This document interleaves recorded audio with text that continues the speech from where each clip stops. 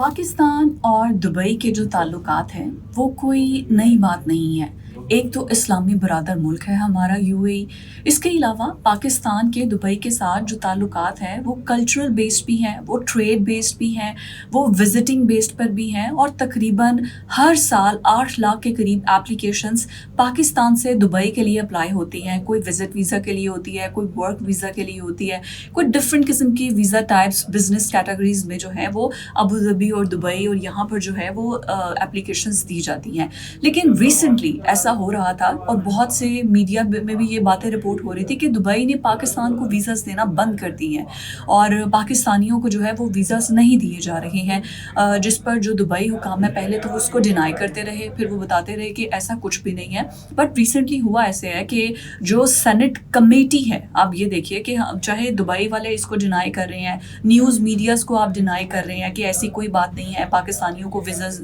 जो visit visas हैं या वर्किंग वीज़ास हैं या किसी भी किस्म के कैटेगरीज के जो वीज़ास हैं वो दिए जा रहे हैं। बट अभी जो पाकिस्तान की इंटीरियर मिनिस्ट्री है उसने सेनेट कमेटी को ये बिल्कुल क्लियर बता दिया है कि दुबई ने पाकिस्तान को वीज़ा देना फ़िलहाल बंद कर दिए हैं। ये एक बहुत बड़ी डेवलपमेंट है। अब क्यों बंद किए हैं ये मैं आगे चल के वजूहात बताती हूँ, बट उसके साथ साथ उन्होंने ये भी बताया है कि दुबई और सऊदी अरब ने जो बैन लगाने जा रहे थे पाकिस्तान पर कि किसी भी पाकिस्तानी शहरी को वीज़ा नहीं दिया जाएगा,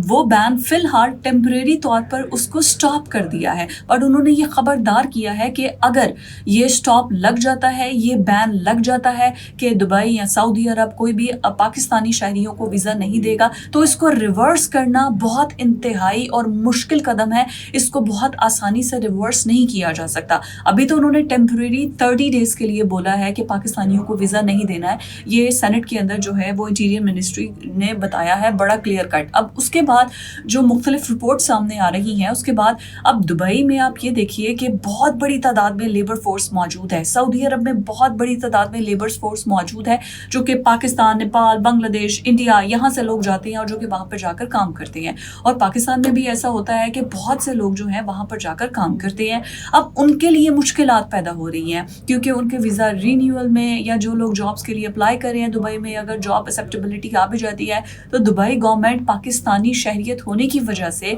उनको वीज़ा ग्रांट नहीं करेगा। उसकी बहुत बड़ी बुनियादी वजह यह है कि एक तो इंसानी स्मगलिंग, दूसरा क्राइम रेशो, जहाँ वहाँ पर जाकर क्राइम की एक्टिविटीज़ होती हैं उसमें कुछ पाकिस्तानियों के नाम आए हैं। फिर ड्रग स्मगलिंग में, ह्यूमन ट्रैफिकिंग में पाकिस्तानियों के नाम आए हैं। और सबसे बड़ी बात जो शर्मिंदगी का बाइस बन रही है वो ये है कि वहाँ जाकर बहुत से लोग हैं जो कि भीख मांगते हैं, जो कि भिखारी बन जाते हैं और वहाँ पर पाकिस्तान का नाम जो है वो बदनाम करते हैं। आपको पता है कि मिडल ईस्ट में, सऊदी अरब में,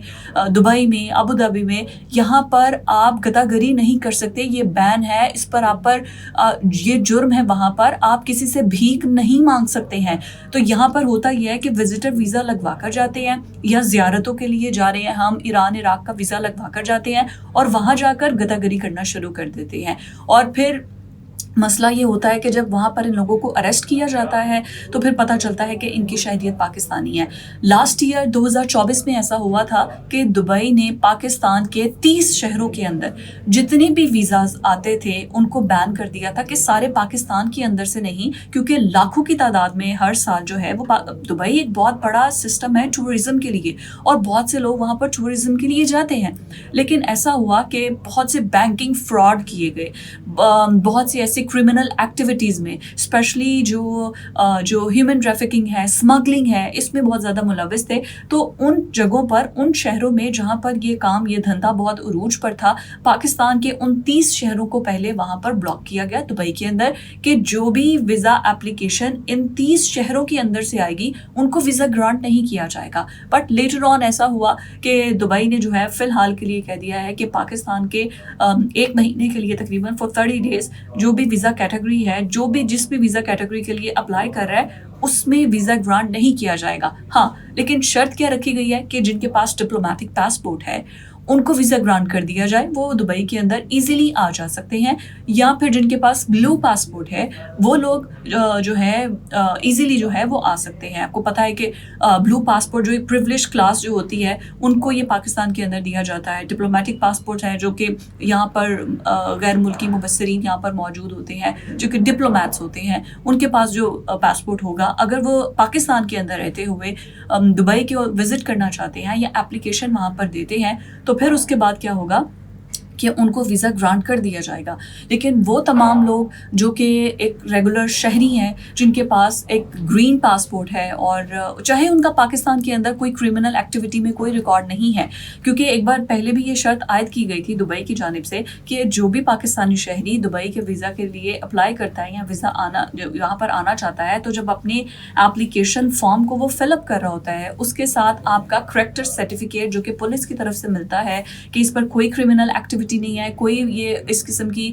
کام میں ملوث نہیں ہے، اس کا کریکٹر بالکل نیٹ اینڈ کلین ہے اور اس پہ کسی بھی قسم کی کوئی FIR نہیں ہے، تو وہ اس کو جمع کروانا ہوتا تھا کہ تاکہ جو بھی ایسے لوگ ہیں جن کا ریکارڈ جو کہ کرمنل ریکارڈ ہے ان کو دبئی آنے سے روکا جائے تاکہ وہاں آ کر وہ ایسی کوئی حرکت نہ کرے. بٹ پھر اس کے بعد یہ شرط، کیونکہ آپ کو پتا ہے کہ یہاں پر پیسے دے کر بڑا ایزیلی آپ کا کریکٹر سرٹیفکیٹ بن سکتا ہے، تو جب دبئی گورنمنٹ کو یہ بھی سمجھ آ گئی تو اب انہوں نے کہا ہے کہ ٹیمپریری ہم اس کو ہولڈ کر رہے ہیں. لیکن یہ بڑا الارمنگ سچویشن ہے کہ جو